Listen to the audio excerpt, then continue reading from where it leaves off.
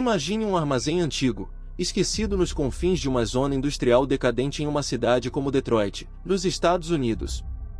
Estamos falando de um lugar real, inspirado em relatos documentados de seguranças noturnos que trabalharam em estruturas semelhantes, abandonadas após o fechamento de fábricas nos anos 90. Esses edifícios, cheios de ecos do passado industrial, agora servem como depósitos para empresas de logística baratas, mas à noite, eles se transformam em labirintos sombrios onde o silêncio é quebrado apenas pelo ocasional estalo de metal enferrujado ou pelo vento infiltrando-se pelas janelas quebradas. Nosso protagonista, vamos chamá-lo de Mike, um nome fictício para proteger a identidade real, baseada em um depoimento anônimo postado em fóruns de trabalhadores noturnos como Reddit. Zerkniteftift, era um homem de meia idade, pai de 2 filhos, que aceitou o emprego de vigia noturno para pagar as contas. Mike tinha 45 anos, ex-mecânico desempregado após a recessão, e precisava do salário mínimo para sustentar a família.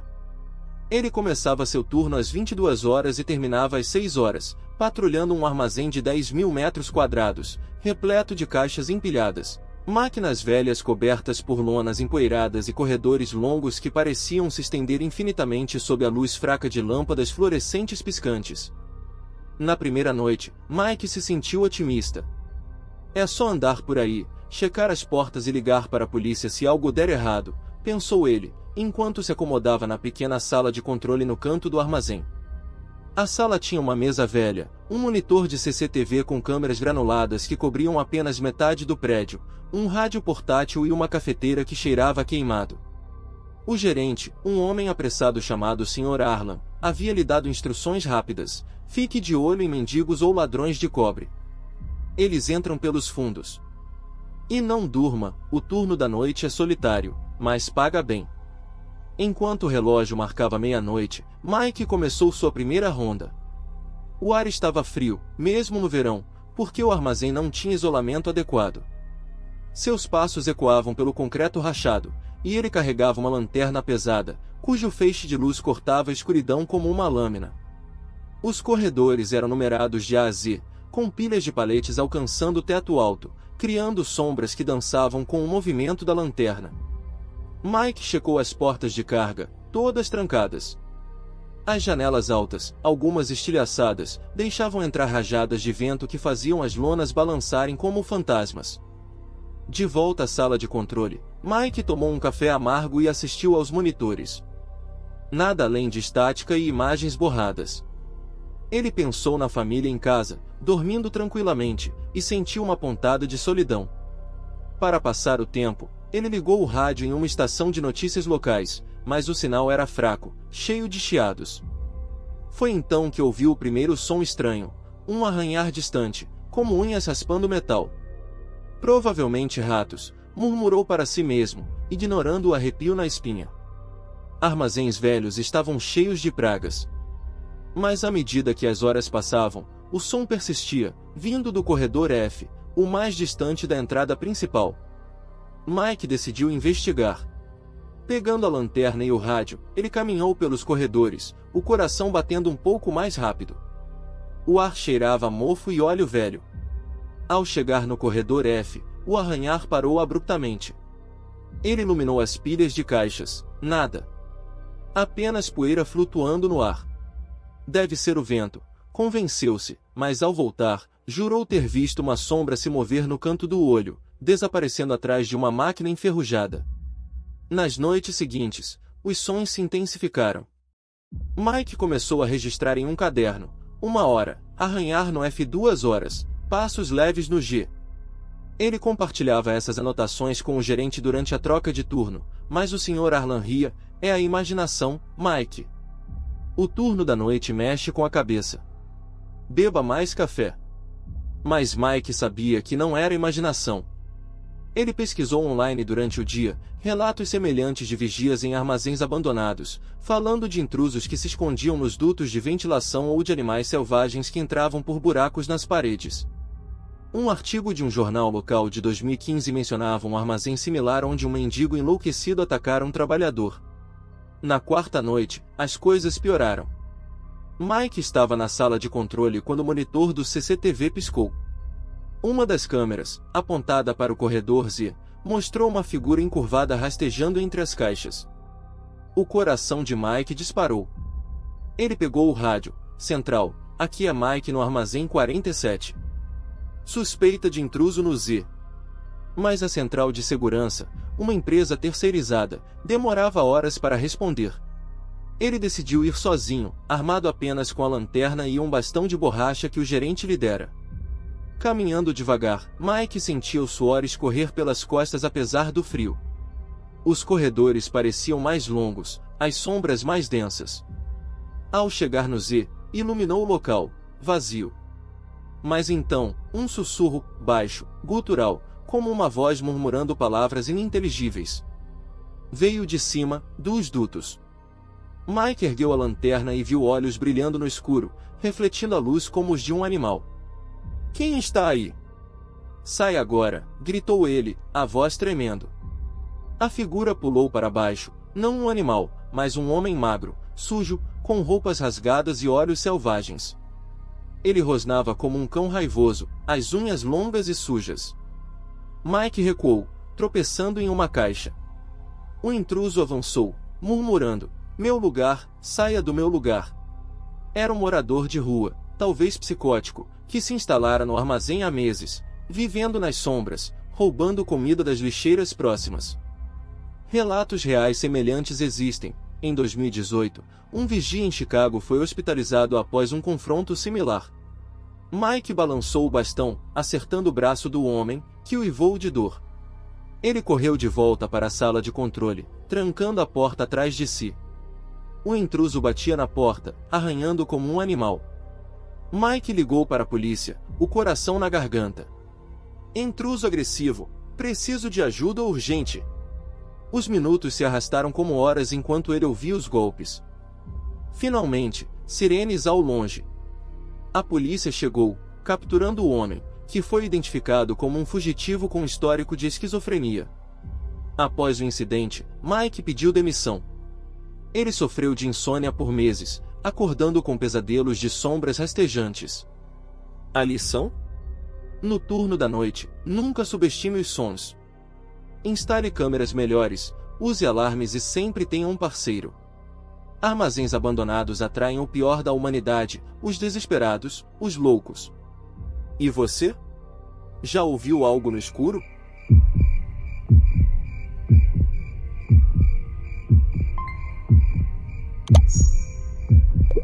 As ruas de uma grande cidade à noite têm um pulsar próprio. As luzes de neon refletem em poças d'água, os semáforos piscam em amarelo, e o silêncio é cortado apenas pelo ronco de um motor ou pelo latido de um cão distante. Para motoristas de táxi que trabalham no turno da noite, essas ruas são ao mesmo tempo sustento e campo de batalha. Nossa segunda história, inspirada em relatos reais de motoristas de aplicativos e táxis em cidades como São Paulo e Nova York, mergulha no pesadelo de um homem chamado Carlos. Um nome fictício para proteger a identidade de um motorista que compartilhou sua experiência em um grupo fechado de profissionais no WhatsApp, em 2022. Carlos tinha 38 anos, um ex-vendedor de carros que virou motorista de aplicativo após a pandemia. Ele trabalhava das 20 horas às 4 horas, percorrendo bairros periféricos e centros urbanos em busca de corridas.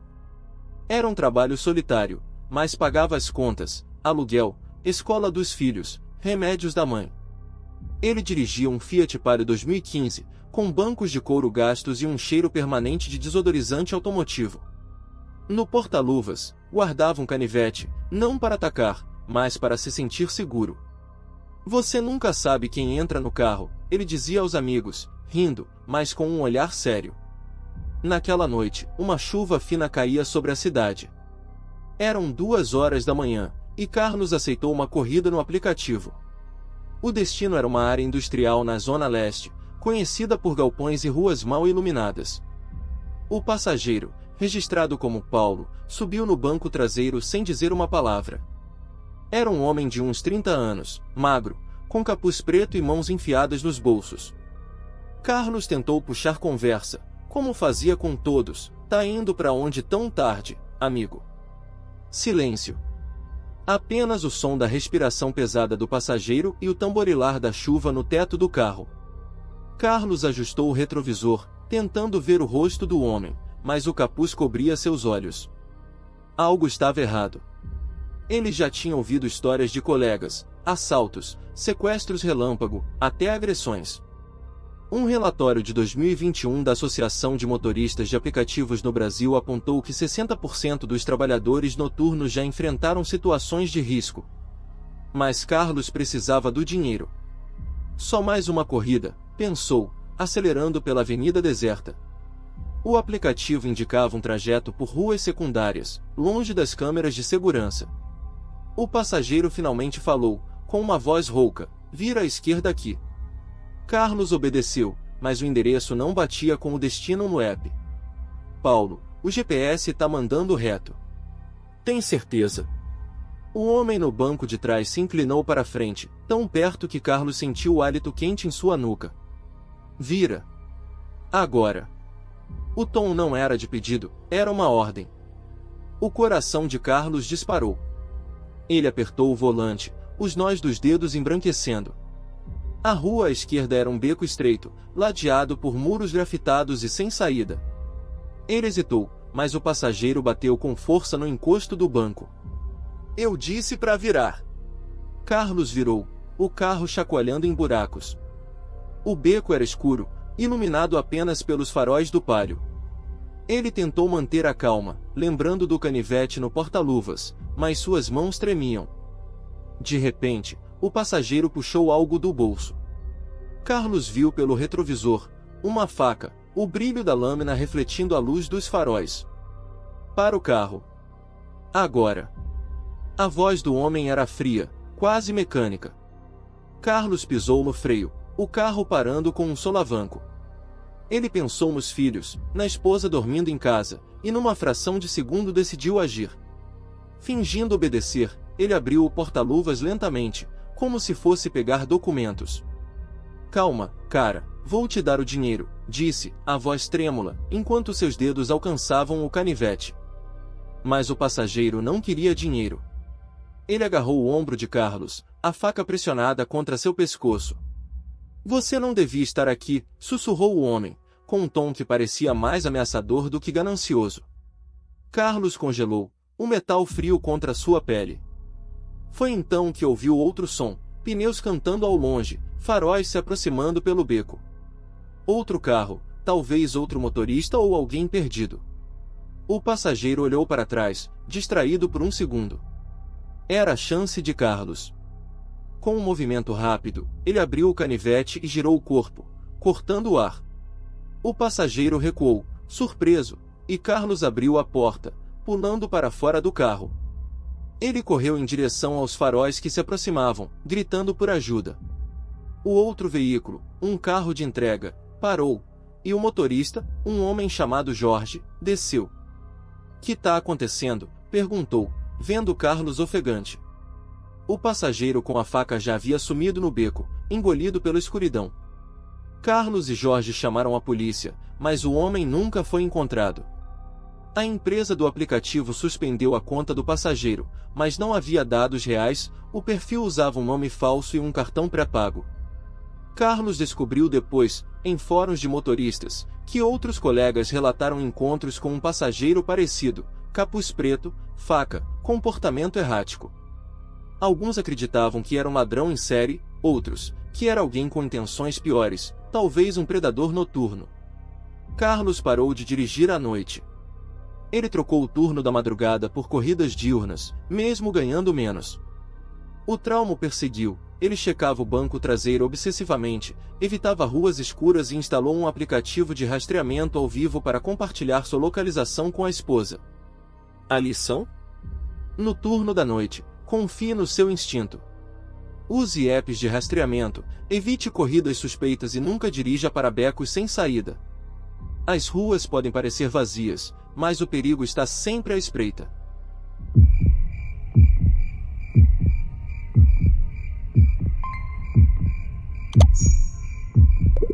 Hospitais à noite têm um silêncio que pesa. Os corredores, tão cheios de vida durante o dia, tornam-se túneis de sombras, iluminados apenas por luzes fluorescentes que piscam de vez em quando. Para quem trabalha no turno da noite, como enfermeiros e técnicos, esse ambiente pode ser tanto um refúgio quanto uma armadilha.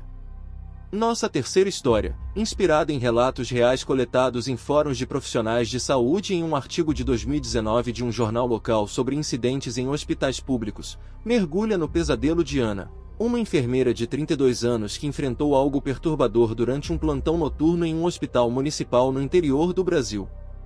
Ana, um nome fictício para proteger a identidade de uma enfermeira que compartilhou sua experiência anonimamente em um grupo de apoio online, era uma profissional experiente, mas recém-chegada a esse hospital. Ela trabalhava no setor de clínica médica, cuidando de pacientes internados, muitos deles idosos ou em estado grave.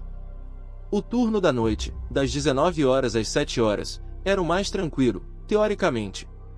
Menos médicos, menos visitantes, apenas o zumbido dos equipamentos e o ronco suave de pacientes dormindo. Ana gostava do silêncio, ajudava a se concentrar nas tarefas, verificar sinais vitais, administrar medicamentos, atualizar prontuários. O hospital era velho, construído nos anos 70, com paredes descascadas e um sistema elétrico que falhava com frequência. O setor onde Ana trabalhava ficava no segundo andar, um corredor longo com quartos de um lado e janelas grandes do outro, dando vista para um estacionamento vazio. Havia rumores entre os funcionários sobre coisas estranhas à noite, portas que se abriam sozinhas, passos sem dono, até relatos de vultos nos quartos vagos. Ana, cética, atribuía isso ao cansaço do turno longo. Trabalhar 12 horas no escuro deixa qualquer um vendo coisas, dizia, rindo, para os colegas. Naquela noite, por volta das 23 horas, Ana fazia a ronda habitual. O hospital estava com poucos funcionários, apenas ela, outra enfermeira chamada Clara, que cobria o andar de cima, e um segurança sonolento na portaria.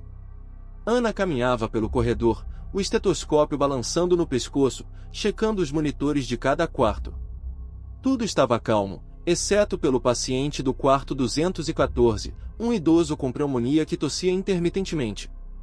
Ela ajustou o oxigênio dele e voltou ao posto de enfermagem, uma salinha com uma mesa, um computador antigo e uma janela que dava para o corredor. Foi aí que ouviu o primeiro som, um arrastar lento, como se alguém arrastasse os pés descalços no linóleo do corredor. Ana olhou pela janela do posto, mas o corredor estava vazio. Clara, é você, chamou pelo rádio, mas Clara respondeu que estava no terceiro andar, organizando medicações. Ana franziu a testa, mas voltou ao trabalho, atribuindo o som ao vento ou à tubulação velha do hospital. Segundo um estudo de 2020 sobre estresse em profissionais de saúde, o turno da noite pode causar paranoia leve devido ao isolamento e à falta de sono, então Ana tentou se convencer de que era só isso. Por volta da 1 hora, o som voltou, mais próximo. Desta vez, parecia vir do quarto 220, que estava vazio desde que o último paciente recebera alta naquela manhã. Ana pegou a lanterna, as luzes do corredor às vezes apagavam para economizar energia, e caminhou até o quarto. A porta estava entreaberta, o que era estranho, já que ela mesma a trancara horas antes. Empurrando a porta, ela iluminou o interior, a cama desarrumada, o suporte de soro tombado no chão. Alguém esteve aqui, pensou, o coração acelerando. Ela chamou pelo rádio, segurança, pode verificar o segundo andar? Algo não tá certo. O segurança, um homem chamado Roberto, demorou 10 minutos para subir. Ele checou o quarto e não encontrou nada além do suporte caído. Deve ter sido o faxineiro da tarde, esqueceu de arrumar, disse, bocejando. Ana não estava convencida. Voltando ao posto, ela começou a revisar os prontuários, mas a sensação de ser observada crescia. Pelo canto do olho, jurava ver sombras passando pela janela do posto, rápidas demais para distinguir. O rádio chiava sozinho, mesmo sem ninguém na linha. Às 2h30, o terror atingiu seu auge. Ana estava no corredor, checando o monitor, quando ouviu um gemido baixo vindo do quarto 218, outro quarto supostamente vazio. Ela hesitou, o estômago embrulhado. É só um paciente que foi transferido e não atualizaram o sistema, tentou se convencer. Mas ao abrir a porta do 218, o quarto estava escuro, exceto por uma luz fraca que vinha da janela. Na cama, havia uma figura, uma silhueta humanoide, imóvel, coberta por um lençol. Ana congelou. Senhor? Senhora? Tá tudo bem? Perguntou, a voz falhando. A figura não respondeu. Em vez disso, o lençol deslizou lentamente, revelando não um paciente, mas algo pior, um homem magro, com roupas esfarrapadas, olhos fundos e um sorriso perturbador. Ele não era paciente, era um intruso. Relatos semelhantes existem. Em 2017, um hospital em Recife registrou um caso de um morador de rua que se escondia em quartos vagos para roubar equipamentos médicos. Ana recuou, mas o homem se levantou, rápido, bloqueando a porta. Você não devia estar aqui, disse ele, a voz baixa, quase um sussurro. Ana gritou pelo rádio, mas o sinal falhou. Ela correu para o corredor, o homem atrás dela, seus passos ecoando. Ela bateu nas portas dos quartos, acordando pacientes, até que Clara, alertada pelo barulho, desceu do terceiro andar. Juntas, elas trancaram-se no posto de enfermagem, enquanto o homem batia na porta, rindo baixo. O segurança finalmente apareceu, imobilizando o intruso com a ajuda de outro funcionário que chegava para o turno. A polícia foi chamada, e o homem, identificado como um ladrão reincidente, foi preso. Ana nunca mais trabalhou no turno da noite. O incidente a deixou com ansiedade crônica, e ela passou a fazer terapia para lidar com o trauma. A lição? No turno da noite, o isolamento pode ser seu pior inimigo. Trabalhe em equipe, mantenha o rádio sempre carregado e nunca ignore os sinais de perigo. Hospitais são lugares de cura, mas à noite, eles escondem segredos que podem custar caro.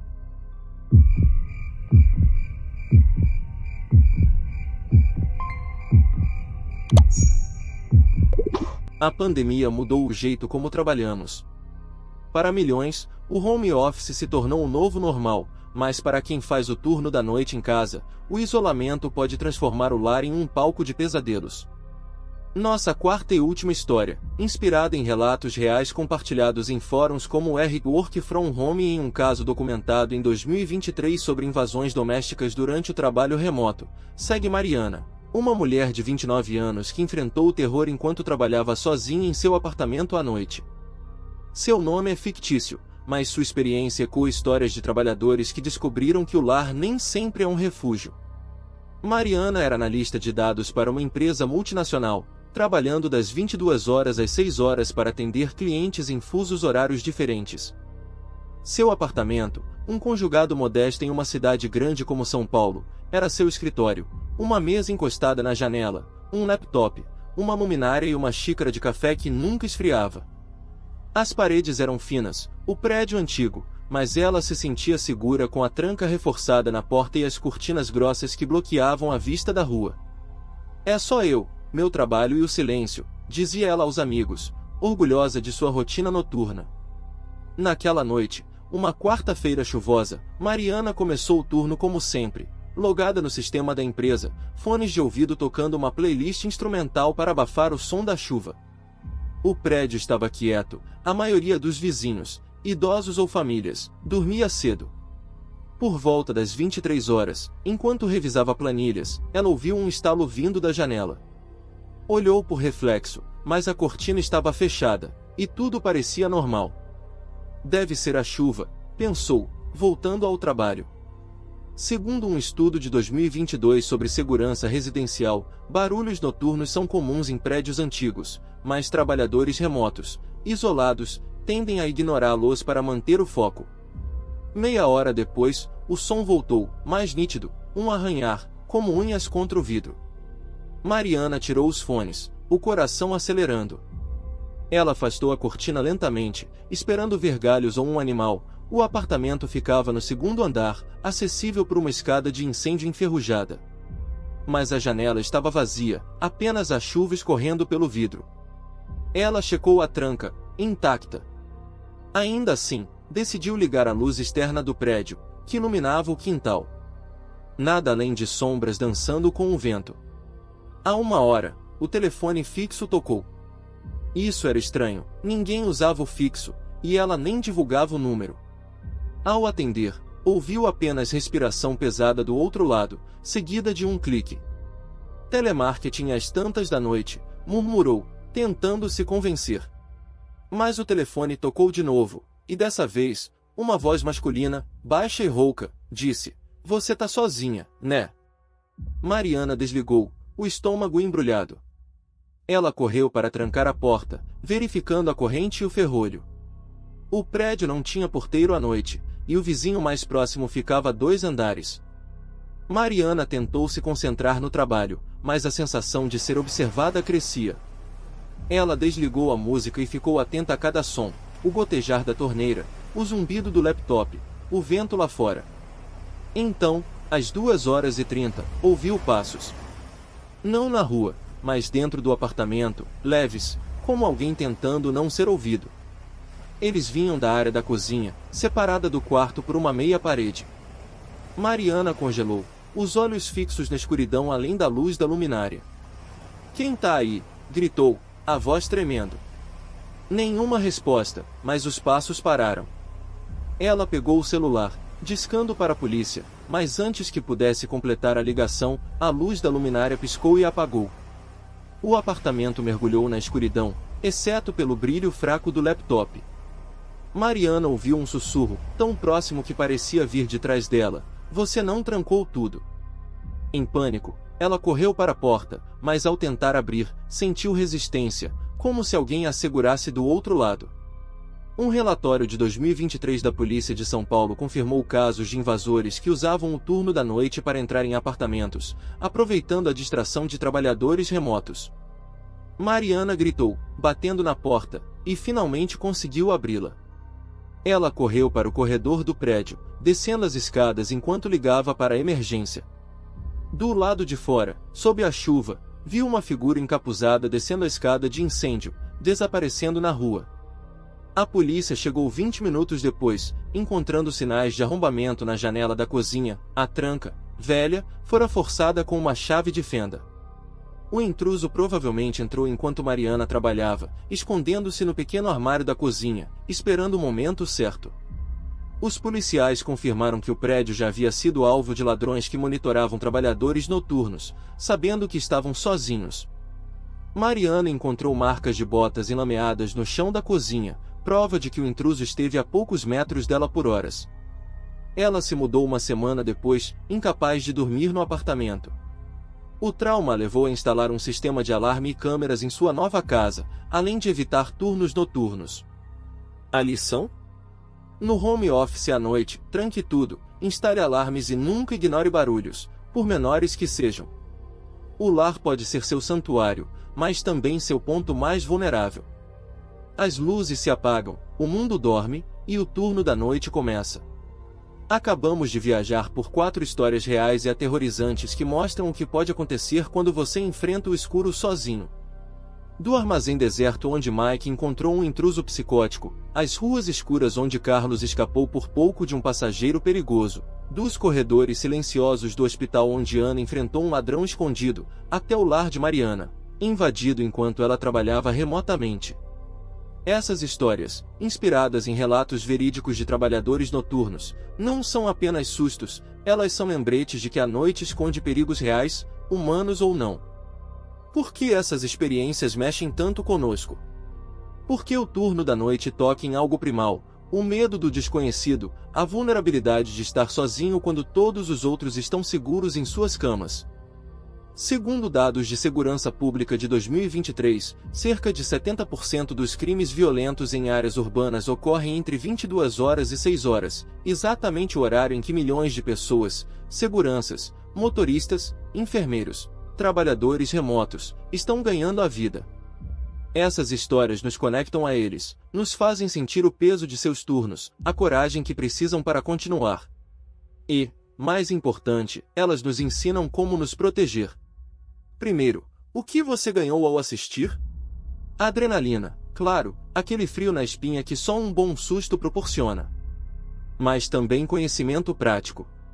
Vamos recapitular as lições. No armazém, Mike nos mostrou a importância de câmeras de segurança e de nunca ignorar sons estranhos. Carlos, o motorista, Reforçou a necessidade de confiar no instinto e usar apps de rastreamento em tempo real. Ana, a enfermeira, destacou o valor de trabalhar em equipe e manter comunicações constantes, como rádios carregados. E Mariana nos alertou para reforçar a segurança em casa, trancas fortes, alarmes, câmeras. Essas não são apenas dicas, são ferramentas para transformar o medo em precaução. Além disso, essas histórias despertam empatia. Pense nos trabalhadores noturnos que você conhece, o vigia do seu prédio, o motorista que te levou para casa, a enfermeira que cuidou de um parente, o colega que responde e-mails às 3 da manhã. Eles enfrentam riscos que nem sempre vemos, e agora você entende um pouco mais do que vivem. Esse entendimento é poderoso, ele nos conecta, nos faz valorizar quem mantém o mundo girando enquanto dormimos. Então, o que fazer com isso? Primeiro, compartilhe essas histórias. Envie este vídeo para um amigo que trabalha à noite, pode ser o alerta que ele precisa para instalar um alarme ou mudar uma rotina arriscada. Segundo, reveja o vídeo. Cada história tem detalhes que você pode ter perdido, pistas que aumentam o impacto e reforçam as lições. E, claro, deixe seu comentário. O que você faria no lugar de Mike, Carlos, Ana ou Mariana? Já passou por algo assim no turno da noite? Sua história pode inspirar outros.